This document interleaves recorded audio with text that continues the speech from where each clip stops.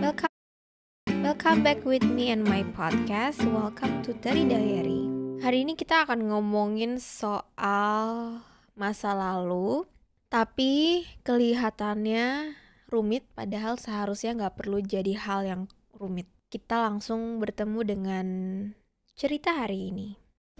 Halo Paus, it's a bit complicated since I broke up with my last ex. Waktu itu tahun 2020, aku baru aja putus dari hubungan 2 tahun dan putusnya pun baik-baik karena kami sama-sama merantau, bisa dibilang kami gak bisa LDR. And then 1 tahun berlalu aku pikir aku udah bisa move on karena gak ada komunikasi.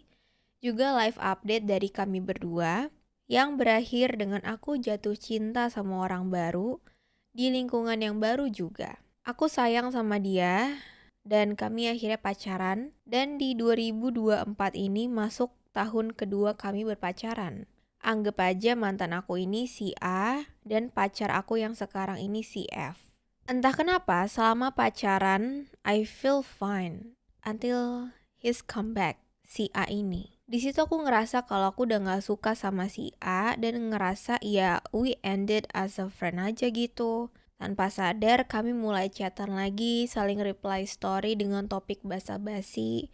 Pastinya aku juga terbuka ke pacar aku si F kalau mantanku ini ngechat aku lagi dan dia fine-fine aja. Jadi aku anggap ya udah nggak apa-apa gitu. Lambat laun pacar aku si F makin sibuk, makin keras kepala. Dia selalu bikin aku ngerasa feeling lonely, bikin aku ngerasa kalau I'm not his number one priority. Kalau lagi berantem pun, aku selalu marah-marah ke dia, tapi dia selalu bisa memutarbalikkan keadaan jadi aku yang salah. Aku tahu aku jahat di mata dia, tapi aku jarang banget denger dia say sorry ke aku. Aku selalu berusaha positive thinking kalau emang dia sifatnya kayak gitu dan akulah yang harus menyesuaikan diri. Sampai akhirnya si A udah punya pacar juga dan kami kembali ke kehidupan masing-masing. Tapi aku makin ngerasa jahat ke si F karena aku stuck dengan si A. Aku stuck, ternyata selama ini aku selalu berharap si F akan sama kayak si A, yang nyatanya gak akan pernah. Makin lama juga aku makin kurang komunikasi karena waktu kami berdua yang gak memungkinkan untuk komunikasi. Dia sibuk sama kegiatan lapangannya, sedangkan aku mahasiswi kupu-kupu yang kalau habis nugas tidur di kos. Jalan kami yang bertolak belakang bikin aku makin kesepian. Makin ngerasa jauh banget. Pernah di suatu malam kami deep talk dan aku bilang ke dia, what if aku lost feeling ke kamu? And he act like dia gak takut kehilangan aku. Di situ aku bener-bener udah ngerasa jauh banget sama dia. Udah gak ada sparks lagi, udah gak ada lagi kupu-kupu di perut aku waktu sama dia. Aku dengan bodohnya selalu berusaha genggam dia lebih erat yang nyatanya semakin sakit. Di malam itu kami bertengkar hebat. Dia bilang, ya ini emang kekurangan aku, semua tergantung kamu mau apa enggak. Di situ aku udah nangis banget dan bingung harus nanggepin dia gimana. Berujung aku yang minta maaf ke dia sambil nangis-nangis. Karena aku selalu merasa kalau aku yang jahat. Sampai sekarang aku selalu berusaha untuk mengembalikan sparks itu, tapi entah kenapa selalu ada si A di otak aku. Aku bener-bener gak bisa hilangin dia dari otak aku, tapi aku juga gak mau jadi orang jahat untuk si F. Intinya aku masih stuck di masa lalu padahal aku udah 2 tahun jalanin hubungan dengan orang baru. Aku gak mau jadi orang jahat, tapi aku juga jahat karena tetap genggam hati F yang mungkin ujungnya akan aku hancurkan juga. Maaf banget jadi cerpen gini. Aku cuma mau mengutarakan perasaan lewat kata aja. Terima kasih karena kamu sudah membuat karya yang luar biasa hebat. I always support you from here. Thank you. Thank you so much before. Wow, pelik ya. Kelihatannya kayak rumit, kayak benang kusut, tapi aku mencoba untuk mengajak kalian diskusi dengan sudut pandang yang jauh lebih sederhana. Karena keadaan seperti ini gak jarang bikin kita bingung. Bahkan kita gak menyadari ini nih situasi apa sih? Kita gak betul-betul tahu gitu, kayak apakah benar aku masih stuck di masa lalu, aku masih mikirin si mantan aku ini, atau apa, ini kita akan coba pahami bareng-bareng. Pertama, jalanin relationship 2 tahun tuh bukan waktu yang sebentar. Dan sebenarnya semakin lama kita menjalin relationship dengan seseorang tuh kita gak akan pernah bisa berhenti beradaptasi sama dia. Itu kenapa aku sering banget bilang bahwa kita tuh butuh cinta yang setara. Kita butuh pasangan yang setara. Karena supaya permasalahan seperti kesibukan itu gak perlu jadi alasan. Misalkan gini, ini jarang banget kita bahas, tapi menurut aku ini penting buat aku. Ini mungkin bukan concern semua orang, tapi buat aku somehow ini penting. Misalkan aku tuh anaknya rumahan. Aku suka banget di rumah. Berarti aku punya bayangan bahwa aku ingin punya partner yang punya kenyamanan yang sama seperti aku ketika di rumah. Paham gak? Bukan berarti dia gak punya hobi sama sekali atau dia gak suka keluar rumah. Karena aku pun walaupun kayak 7 dari 10 tuh aku lebih suka di rumah. Sisanya baru aku keluar, traveling. Tapi aku udah menemukan kebutuhanku, kayak aku lebih senang di rumah. Jadi udah menemukan kenyamanan, perasaan kayak betah yang aku gak perlu cari di luar karena aku sudah mendapatkannya di rumah gitu. Itu kenapa aku merasa kalau nanti aku punya partner, aku mau partner aku ini punya kacamata yang sama tentang rumah gitu. Yang senang di rumah, senang sama kucing juga, senang baca buku, senang nonton film, senang jalan-jalan walaupun gak sering tapi kayak suka gitu. Kenapa kita perlu yang setara dalam hal seperti itu juga? Karena supaya kesukaanku di rumah tuh bukan dicap sebagai orang mageran, orang malesan, orang yang gak seru gitu. Atau juga alasan aku suka traveling tuh gak dianggap kayak ngapain sih? Traveling gitu. Intinya aku mau menemukan setara dalam hal kesibukan juga. Karena aku pun punya kesibukan. Aku suka nulis, yang ketika aku lagi nulis tuh aku kayak orang yang lagi diisolasi, yang gak akan bisa di chat, diajak ngobrol, itu gak bisa gitu. Dan aku akan memahami itu kalau partner aku juga punya kesibukan di luar, gak cuma di rumah. Misalkan dia suka olahraga, atau dia suka jalan-jalan sama temennya, atau apa sih kegiatan cowok tuh, olahraga, atau touring, atau daki gunung, atau anything. Aku akan memahami kesibukan dia karena aku punya bentuk kesibukan yang aku punya juga gitu. Dia gak perlu ngerti, tapi kita sama-sama tahu gitu kapasitasnya. Itu penting. Jadi gak cuma sekedar cintanya, gak cuma sekedar love language-nya, tapi menurut aku ini penting. Ini big concern aku. Kalau aku punya partner, aku pasti butuh tahu kayak kegiatan kamu apa aja, kegiatan aku ini. Jadi di awal itu udah diomongin, udah secara jelas kita tahu gitu. Do you know what I'm saying? Jadi setelah kita udah tahu di awal, oh kesibukan dia ini, selanjutnya kita udah bisa belajar untuk adaptasi. Jangan sampai kita menganggap kayak oh ya udah nggak masalah. Tapi suatu ketika semakin kesana gitu itu jadi masalah yang besar. Padahal harusnya itu nggak perlu jadi masalah, paham gak sih? Kalau kamu nggak suka cowok yang main game, jangan cari cowok yang suka main game. Kalau kamu gak suka cowok yang suka nongkrong, jangan cari cowok yang suka nongkrong. Paham kan maksud aku? Jangan sampai kita ngerasa fine-fine di awal karena kita cuman melihat perasaan kita aja sama dia, tapi kita gak memerhatikan itu gitu. Di awal tuh kita harus udah memikirkan itu baik-baik, supaya nanti gak jadi masalah bahwa kamu nih gak ngerti ya, kalau aku tuh gak suka, kamu punya kesibukan lain, kamu punya hobi lain. Karena menurut aku itu udah kebutuhan masing-masing. Itu seharusnya bukan jadi perdebatan antara dua orang. Kalau di awal udah dibahas, sudah didiskusikan. I know it's hard. It's actually a sad truth. Ketika kita suka sama orang, tapi ternyata rutinitas dan kehidupan dia tuh nggak cocok sama kita. But that's okay. Kalau kamu gak bisa beradaptasi dengan itu, kalau kamu merasa, aduh kayaknya gue gak bisa nih kalau punya cowok yang terlalu sibuk, yang punya banyak hobi, karena gue jadi ngerasa sendirian. Berarti he's not the right one for you. Dia gak jahat, kamu gak berlebihan, hanya saja kalian emang gak tepat untuk satu sama lain. Gak ketemu aja jadinya. Buat sebagian orang, punya pasangan yang suka main game tuh mungkin kayak annoying atau menyebalkan karena waktunya habis untuk lihat dia main game.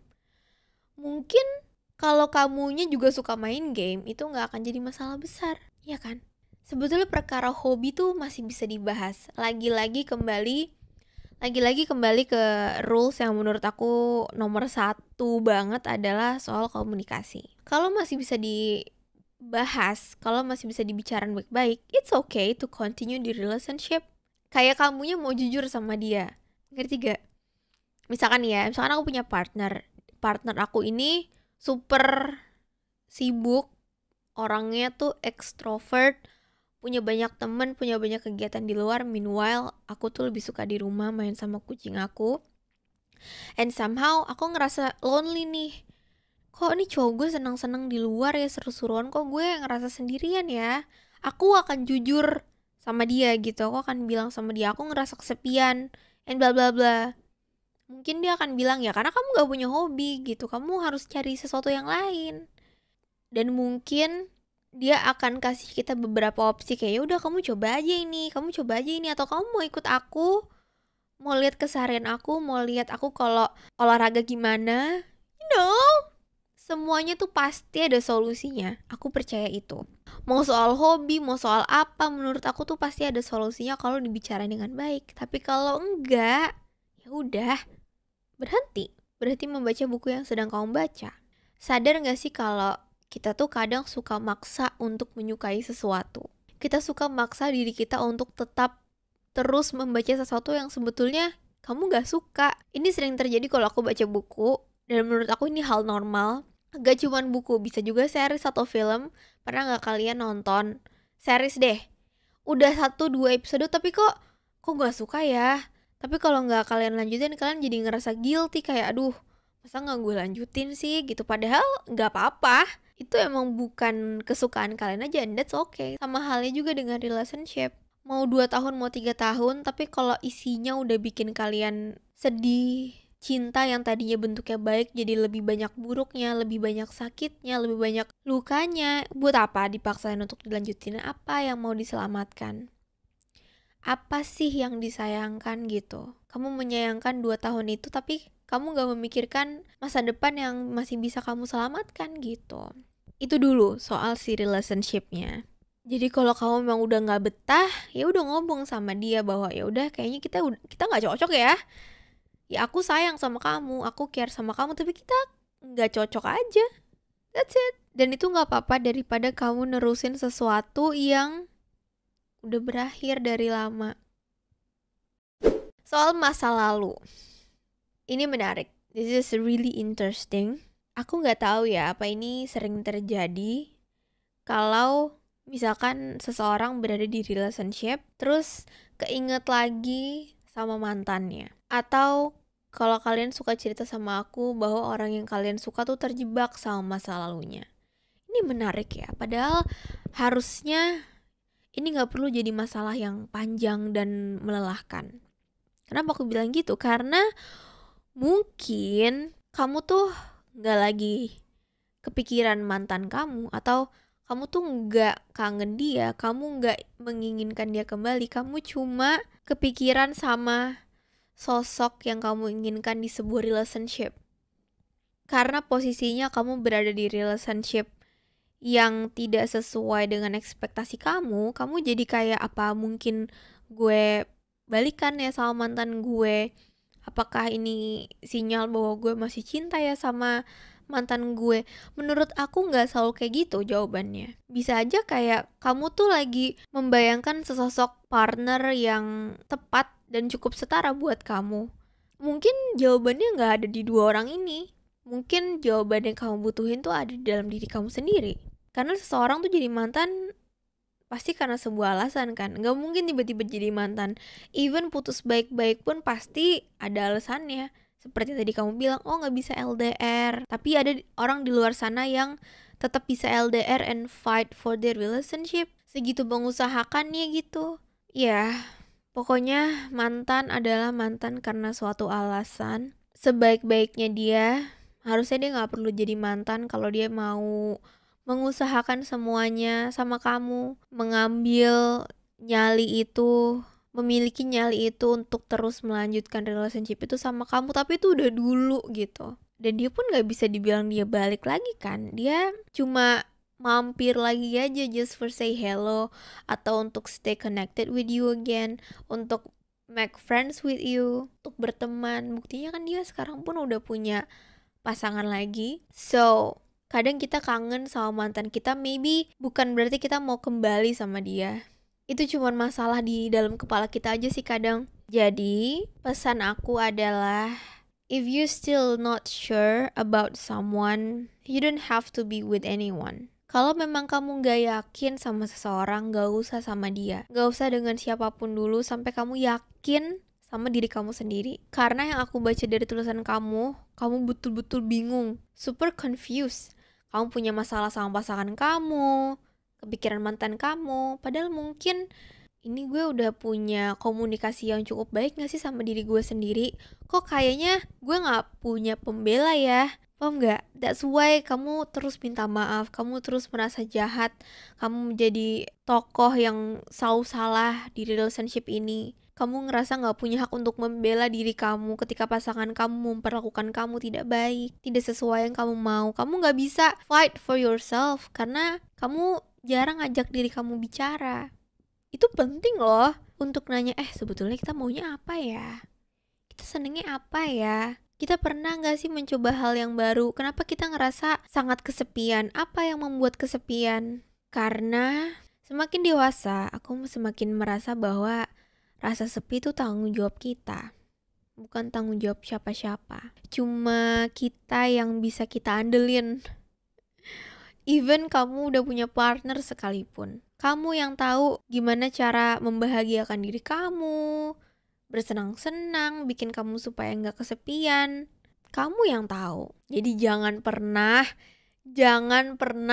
menggantungkan bahagia kamu, rasa lengkap kamu, rasa utuh kamu sama orang lain. Itu akan menjadi bom waktu sih. Karena kita gak pernah tahu apa yang ada di hari esok. Apakah dia benar jodoh kita atau kita lagi jagain jodoh orang. Tapi at least kalau kita udah punya bekal yang cukup untuk diri kita akan bisa menghadapi luka itu dengan cukup baik sih.